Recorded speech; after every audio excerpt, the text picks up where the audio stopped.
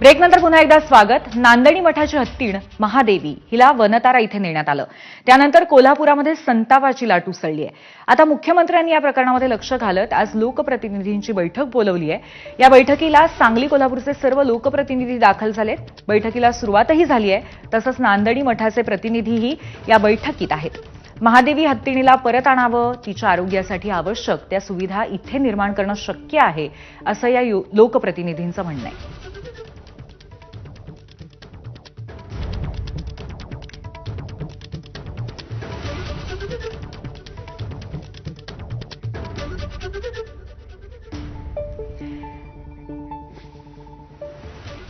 या बैठकीला जाण्यापूर्वी लोकप्रतिनिधींनी काय प्रतिक्रिया दिली आपण पाहूयात।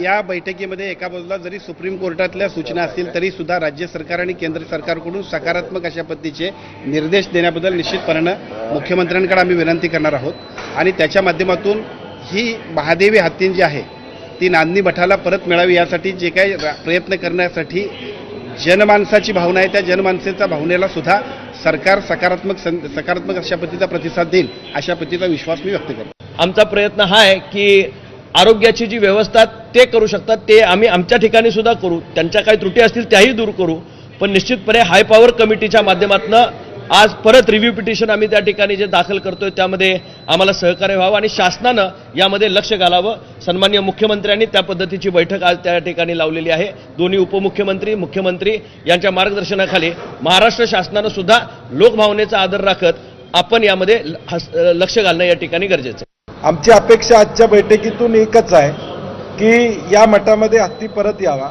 आणि त्यासाठी सरकार काय पावलं उचलतंय हे ऐकण्यासाठी आम्ही त्या ठिकाणी आलेलो आहोत। आमची भूमिका वारंवार आम्ही मांडलेली आहे, लाखो लोकांनी मांडलेली आहे आणि मला वाटते आज सरकारनं निपक्षपणे आमच्या बाजूनं या ठिकाणी कशा पद्धतीनं हे प्रयत्न करता येईल हे आम्हाला स्पष्ट सांगावं अशी आमची भूमिका असणार। सरकारनं जे काय करायचं ते करावं। आता आम्हाला कायद्याचा कूट काढण्यामध्ये अजिबात रस नाही। आम्हाला आमचा हत्ती परत पाहिजे आणि इतर वेगवेगळ्या देवस्थानची जे हत्ती आहेत, तासगावच्या गणपतीचा हत्ती आहे, कर्नाटकातल्या सीमा भागातले काही हत्ती आहेत, या हत्तींच्याकडे कुणी वाकड्या डोळ्यानं बघू नये। तुम्ही सरकारनं किंवा वन खात्यानं नियम लावा, कडक सूचना द्या, वेळोवेळी ह्या हत्तींच्या तपासण्या करा, पण केवळ कुणाला तरी पाहिजेत म्हणून आमचे हत्ती कोण नेणार असतील तर ते अजिबात सहन करणार नाही। पुढची बातमी बघूयात।